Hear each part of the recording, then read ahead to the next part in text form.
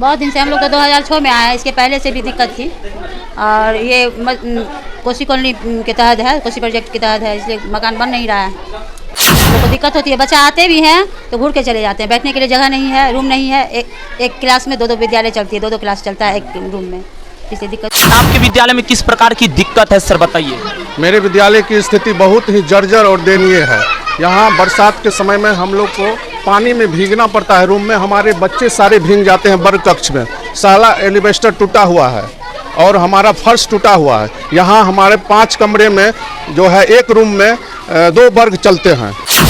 नमस्कार, देख रहे हैं खबर तक बिहार। मैं हूं आपके साथ सुरेंद्र कुमार। जैसा कि आप लोगों को पता है कि इन दिनों अपर मुख्य सचिव के पाठक जी जो कि विभिन्न जिले में जाके और अलग अलग स्कूल का निरीक्षण करते हैं, लेकिन इस निरीक्षण के पीछे का रहस्य निकल के आती है कि वह उसी स्कूल में निरीक्षण करते हैं जहां सब व्यवस्था ठीक है, जिस स्कूल की स्थिति ठीक है। वैसे विद्यालय जहाँ पे भवन नहीं है, वैसे विद्यालय जहाँ पे अलग अलग प्रकार की अनेकों सुविधा नहीं है, जिस कारण से बच्चों को अत्यधिक मात्रा में दिक्कतों की सामना करनी पड़ रही है।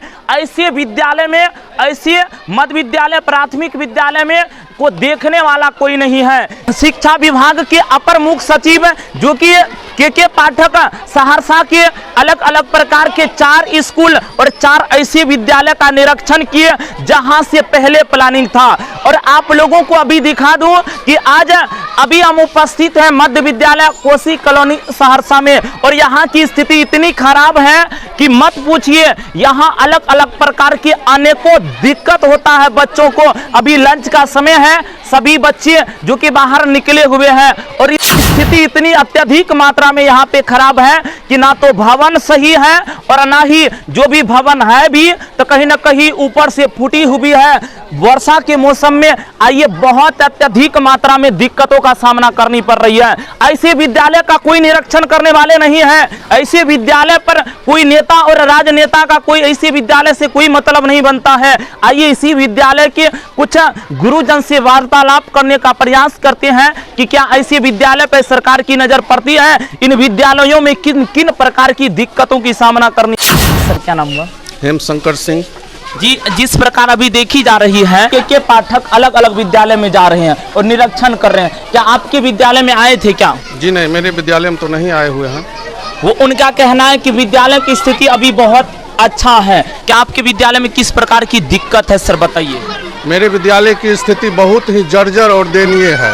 यहाँ बरसात के समय में हम लोग को पानी में भीगना पड़ता है। रूम में हमारे बच्चे सारे भीग जाते हैं। वर्ग कक्ष में साला एलिवेस्टर टूटा हुआ है और हमारा फर्श टूटा हुआ है। यहाँ हमारे 5 कमरे में जो है एक रूम में 2 वर्ग चलते हैं। यानी सर एक ही क्लासरूम में दो मतलब चलते हैं, 2 चलाते हैं। कैसे चलता होगा सर? और एक ही बोर्ड है, 2 क्लास है। पढ़ाई करने में 2 शिक्षक रहते हैं। वहाँ भारी कठिनाई का सामना करना पड़ता है। एक क्लास के बच्चे को कुछ कहा जाता है तो दूसरे क्लास के बच्चे डिस्टर्ब होते हैं। ऐसे में पढ़ाई में भी असुविधा होती है। और हमारे यहाँ ऊपर से एक रूम में एक एनपीएस को यहाँ शिफ्ट कर दिया गया है जो कि प्राथमिक विद्यालय राधा नगर के नाम से है, और एक वर्ग में वो 1 से 5 क्लास चलाती है। सर जैसे मतलब कि आप वैसे तो आपके विद्यालय की स्थिति बिल्कुल खराब है, फिर भी आपके विद्यालय में प्राथमिक विद्यालय को ऊपर से प्राथमिक विद्यालय लाकर रख दिया गया है। और इसकी के बगल में एक हाई स्कूल भी वित्त रहित यहाँ बना हुआ है, देख रहे हैं आप। यानी इसमें हाई स्कूल, प्राथमिक विद्यालय, मध्य विद्यालय सब सारा चीज है। और इतनी अच्छी जर्जर स्थिति, और जर्जर स्थिति में हमारे यहाँ बैठने का छात्र को फर्नीचर नहीं है। हमारे यहाँ रूम नहीं है, फर्श टूटा हुआ है। बरसात हो या गर्मी हो, सारा असुविधा के साथ हम लोग को पठन पाठन का कार्य करना पड़ता है। एक वर्ग में 2 क्लास चलाते हैं हम लोग। क्या नाम है सर? हेमशंकर सिंह। सर इस प्रकार की जो दिक्कतों की सामना आप लोगों को करना पड़ रहा है सर, कितने दिनों से यहाँ पे इस प्रकार की स्थिति? बहुत दिन चल रहा है। यानी जब से ये स्कूल का निर्माण हुआ तब से यही हाल। यानी सुधार कुछ भी नहीं? सुविधा विद्यार्थी को बैठने का नहीं है। मेन है कि कोसी प्रोजेक्ट का भवन है, रूम छोटा छोटा है, और उसमें जो है से 1 वर्ग 2 वर्ग एक रूम में चलता है। रूम का कमी है, बैठने का जगह नहीं। अगर ज़्यादा बच्चा चला आता है तो बच्चा हमारा बैठ नहीं पाता, लौट जाता है। यानी विद्यालय से लौट जाते हैं, लौट जाता है। यानी कि इधर के पाठक का कहना है कि सभी विद्यालय की स्थिति बहुत अच्छी हो गई है। नहीं, ये तो हमारे स्कूल आते तब न देखते कि क्या हाल है। हम लोग तो चाहते थे कि आते तो ठीक रहता, कि देखते कम सुधार तो होता, उनका व्यवस्था तो करते, लेकिन आए तो नहीं। यही है, यहाँ असुविधा बहुत ज़्यादा है।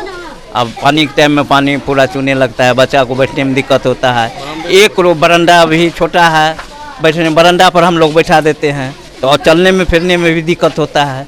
सारा चीज़ असुविधा, यहाँ असुविधा है, यहाँ कोई सुविधा नहीं है। आप लोगों को कोई सुविधा नहीं, आप लोग लिखित प्रमाण दे रहे हैं? कितना हुआ है, कुछ नहीं होता है, यहाँ कुछ नहीं होता। कहता है ये सिंचाई विभाग का है, क्या होगा नहीं होगा। तो सिंचाई विभाग का है तो फिर विद्यालय का निर्माण क्यों किया गया? इसमें दे दिया गया, अपना चल रहा है, किसी तरह हो रहा, चल रहा है, काम चलाने के लिए काम चल रहा है। यही शिक्षा विभाग का काम चल रहा है। और जैसा कि ऊपर देख ही सकते हैं कितनी स्थिति खराब है कि वर्षा के मौसम में जो कि एल्वेस्टर सब भी फूटी हुई है। जैसा कि आप लोग देख सकते हैं यही है विद्यालय। और के पाठक जी कहते हैं कि विद्यालय की स्थिति बिल्कुल सही हो गई है। यहाँ तो रहने और बच्चों को बैठने के लिए व्यवस्था किस प्रकार की है। वो दावा करते हैं कि बिहार में आए दिन शिक्षा विभाग में अलग अलग प्रकार की सुधार की जाती है। यहाँ बच्चों के लिए जो कमरा है वो ऊपर से फूटी हुई है। बताइए, यही शिक्षा विभाग में सुधार हो रही है। मैम, इस प्रकार की स्थिति जो आपके विद्यालय में बनी हुई है, कब से ये स्थिति बनी हुई है? बहुत दिन से, हम लोग तो 2006 में आए हैं, इसके पहले से भी दिक्कत थी। और ये कोसी कॉलोनी के तहत है, कोसी प्रोजेक्ट के तहत है, इसलिए मकान बन नहीं रहा है।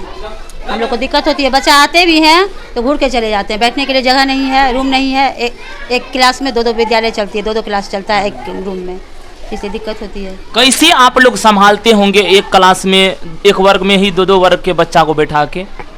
समस्या तो बहुत होती है। 2 टीचर रहते हैं, एक शांत करती है और एक ही टीचर पढ़ाती है, दोनों क्लास का मैनेज करके।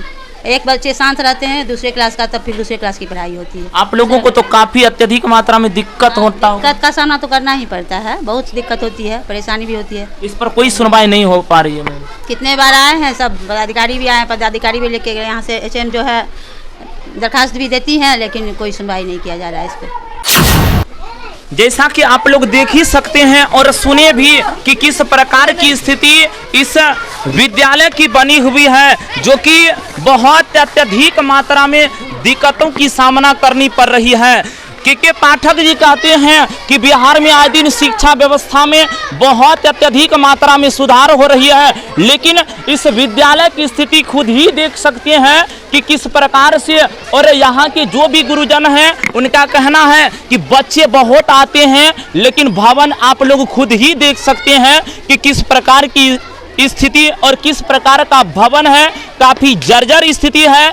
अगर आप लोग भी इन खबरों को देख रहे हैं तो इनको अवश्य ऊपर से ऊपर पहुंचाएं, ताकि जल्द से जल्द इस प्रकार के विद्यालयों में सुधार की जाए। जो भी भवन की कमी है उस पर ध्यान दिया जाए, क्योंकि इस प्रकार से शिक्षा व्यवस्था में सुधार नहीं हो सकती है। जो कि आते हैं और योजना के तहत निरीक्षण करते हैं, इनसे कुछ होने वाला नहीं है। बस इन खबरों में इतना ही, मिलते हैं अगले खबर में, तब तक के लिए जय हिंद।